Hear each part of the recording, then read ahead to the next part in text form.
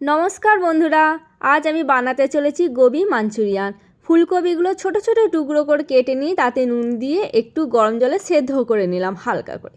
জলটা ফেলে দিলাম, তারপর ফুলকপিগুলো এবার তুলে নিলাম। এবার দিয়ে দিলাম একটু ময়দা, তারপর দিলাম একটু বেসন, তারপরে আমি দেব কাশ্মীরি রেড মির্চ পাউডার। দেখো বন্ধুরা, তারপর আমি দিলাম একটু নুন।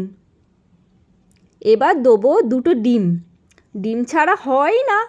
তারপর দেবো ফুলকপির টুকরোগুলো, ফুলকপির টুকরো দিয়ে ভালো করে এগুলো সব ভালো করে মেখে নিতে হবে।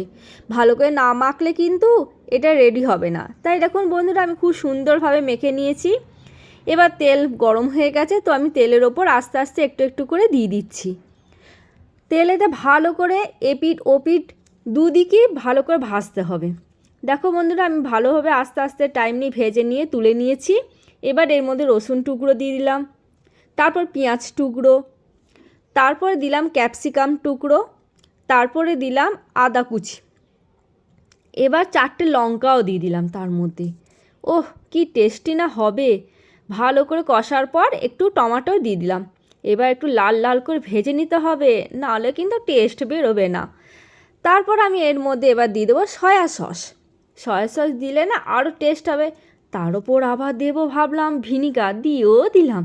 দেখো বন্ধুরা, এবার একটু টমেটো সস ছাড়া কি ভালো হয় গোবি মাঞ্চুরিয়ান, তাই ওটাও দিয়ে দিলাম। ভালো করে আমি কষতে থাকলাম। কষার পর এবার এতে একটুখানি নুন দিতে হবে, তাই দিয়েই দিলাম। নুন দেওয়ার পর ভালো, এটা একটু কর্নফ্লাওয়ার দিলে ভালো হয়, তাই কর্নফ্লাওয়ার দিয়ে দিলাম। ওহ, কি সুন্দর দেখতে হচ্ছে, তাই না বন্ধুরা? দেখো কি সুন্দর। এবার এর মধ্যে আমি সেই ফুলকপি টুকরোগুলো যেগুলো ফ্রাই করে রেখে দিয়েছিলাম ভেজে, সেগুলো দিয়ে দিলাম। দেওয়ার পর এবার একটু জল দিয়ে দিলাম। একটু তো গ্রেভি চাই বলো, তাই তো জল দিয়ে একটু ভালো করে নাড়িয়ে নিয়ে এবার ঢাকা দিয়ে দিলাম।